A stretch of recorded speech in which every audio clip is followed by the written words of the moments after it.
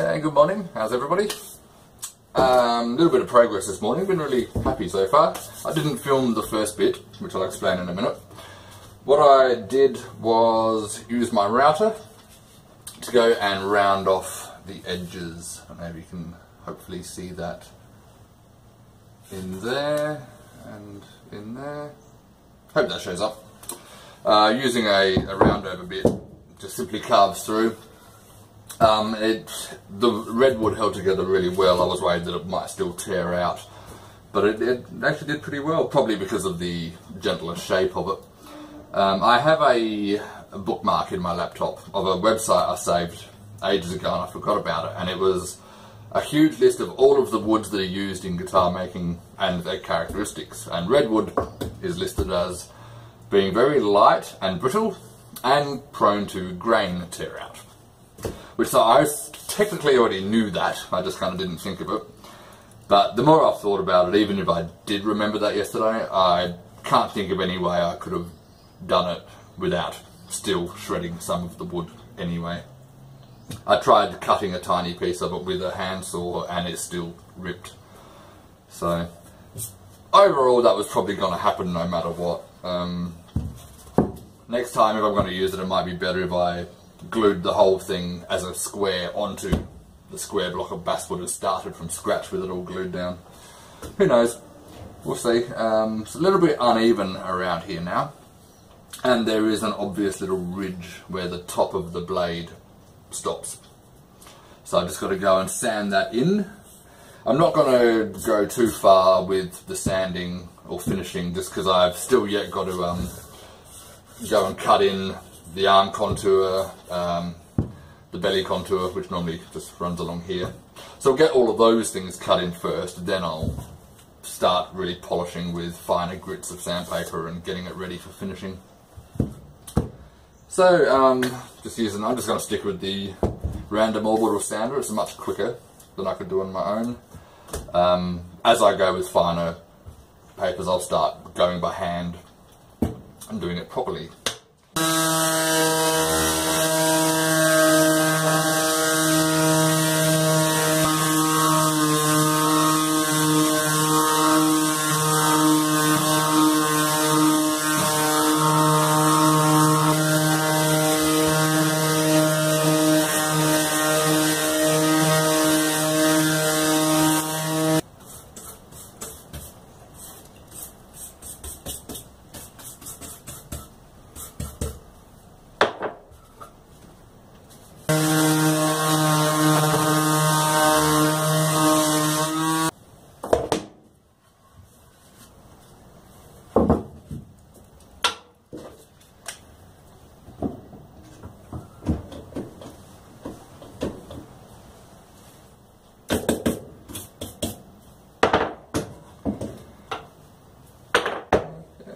Pretty good. Yeah, the rest will all be tidied up by hand, but just do the same on the back.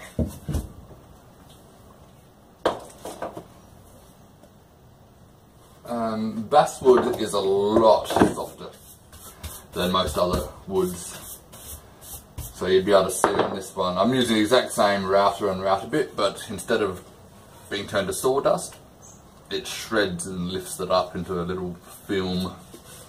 Just shows how soft this wood is compared to the others. But because it's also the back, I'm toying with an idea of doing a concave finish on the back here, which is something that Warwick basses and Spectre basses do as well, where rather than just have the traditional belly cut here and the rest is flat, a little bit more of a scoop into it and it sort of wraps over your body. Which I think is a nice idea. I'm just thinking about it.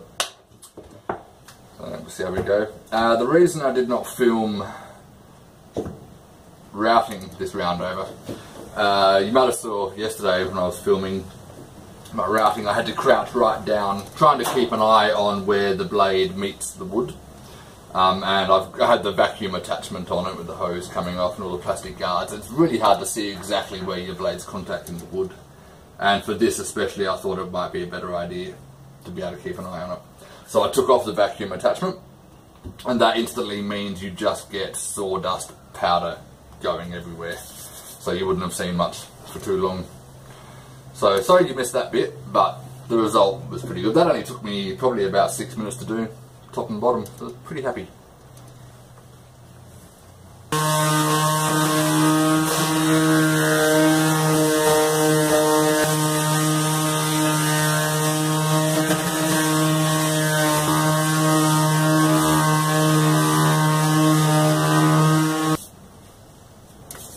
Okay, pretty happy with this so far.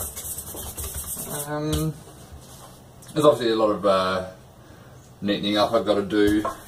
That big tear out along the bottom horn there is still a little rough, but that'll have to be done by hand and very gently brought into shape. I wouldn't do that with the orbital sander, otherwise you'd just end up with a big flat section. And the back of the heel here as well, it's got to be done. Overall though, pretty pleased. I'll give you a close-up since you tend to sit all the way back over there. Okay, come on, have a look-see. So, there's our edges. There's that big tear out I was talking about, just there. So I can just try and round that in and, you know, bring that all into line. Otherwise, pretty good. There's your, so I'll get you away from the window light. So there's your top edge, and there's that other big tear out yesterday from I was talking about. But this will all be ground off into the into the forearm cavity anyway, so that works out well. The back of the body, obviously just plain basswood, and there's our rounding over there. So it's pretty rough, but you can see it is now a nice smooth curve. What I'll do is continue using the orbital sander for a bit, going up in some finer grades. I've got up to about 240, I think. It was a little rough just here coming around that corner, but again that will just be cleaned up by hand and faded in. A little bit of burn there, a little bit of router burn, again that will just sand off by hand. And the thing that I made yesterday, I'll just see if I can find it. Well, I had the talking about the idea of using an offcut of redwood to make my control cavity. So that's the idea. So I'll give you a better look.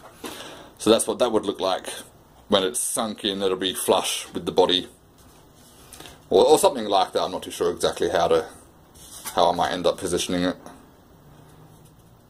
Probably something like that. So on the front you still have your standard 3 controls in a straight line that you do with jazz basses. So I'm all out of line here. Your standard 3 controls lined up, but in here you've got a lot more room for wiring, and particularly later if I want to add a preamp to it, I've got room to do that. Okay, I'll pop it back up and see if I can get you back in place.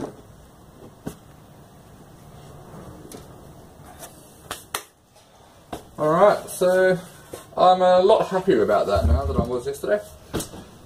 So I'm just going to continue finishing those corners.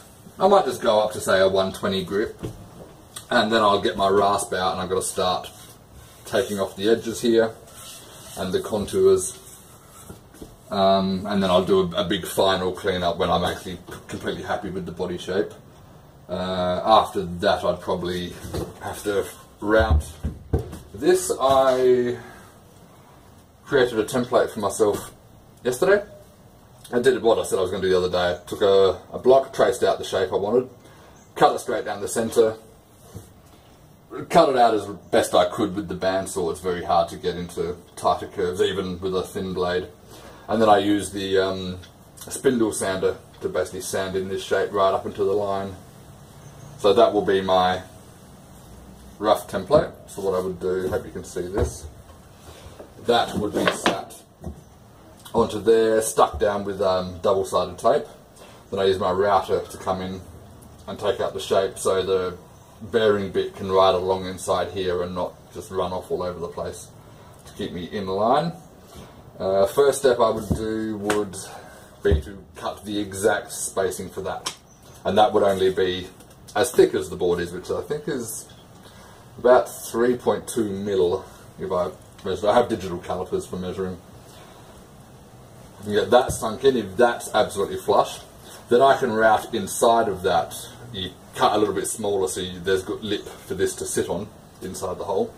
And I don't mind being a little bit looser with that one, as long as the top section looks neat. I think that's about it for now, so I'm just going to continue cleaning up this a little bit before we head on to the next stage, which will be rasping. Okay, we're done. So I'll see you soon. Cheers. Howdy, welcome back.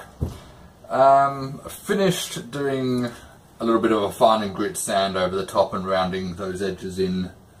So far it's looking alright. There's now just a lot of the tidying up to do. But the next step I've got to do is try and just fill in a few of these tiny gaps along the edge. There are tiny pockets of space between the redwood and the basswood. And what I'm doing is using basically the wateriest super glue I could find. It's a very loose liquid. Putting it into the gap, and I've got myself a little jar of the powder. When I was sanding the top, after I glued them together and was sanding them down smooth, this is all the powder that comes off. So then you use that to pack into the glue, let it dry, which I've done one just on the top there. Hopefully you can see that. Letting that dry, and then I'll come and sand that off, and hopefully what I'll have is, instead of a little gap, I'll have some red sawdust packed in there, and you'll hopefully barely notice it. A little bit fiddly to do, but fortunately I'm only working in very small amounts. This glue dries fairly quickly though, so I've got to work reasonably quick. Just give you a quick idea of what I'm doing. Tiny bit of glue into there. And I'm just using a thin old blade that I don't mind getting glue all over. Get a little scoop of my powder and tip it on.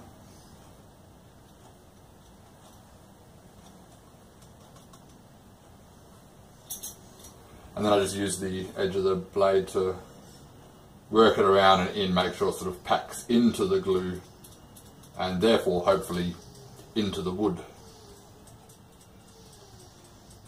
We shall see. It'll be interesting. I've got a long line here to do, so I have to work really fast.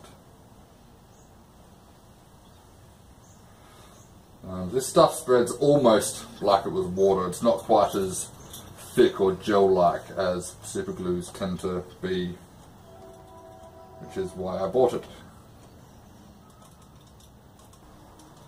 Downside to the angle is, of course, I'm working on a rounded corner here, so it's not always going to sit exactly where you want it to. Although once it's on there, it does tend to stay, so that's pretty good.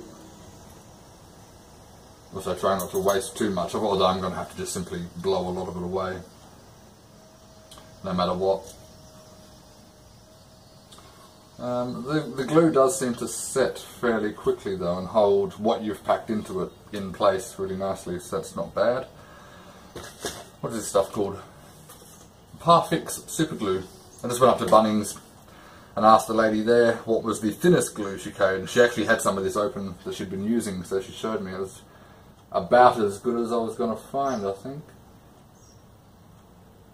The only other options I had for it was in America, where I ordered some of my stuff from, that has a water thin glue, but I'd have to wait for deliveries, which was probably at least a couple of weeks, maybe more. Okay, I reckon that's about it. There were only a few spots I don't think you had to worry about. Yep. Alright. Whenever you're working with glue, get a wet towel on your side. It's really, really handy. Especially if you get it on your fingers, because this stuff sets fast, and I'd be the sort of guy who would end up gluing his fingers together. Alright, just going to wait for that to dry. It shouldn't take too long. I should be able to blow off the excess and then see if it's ready for sanding. Okay, cheers. See you soon.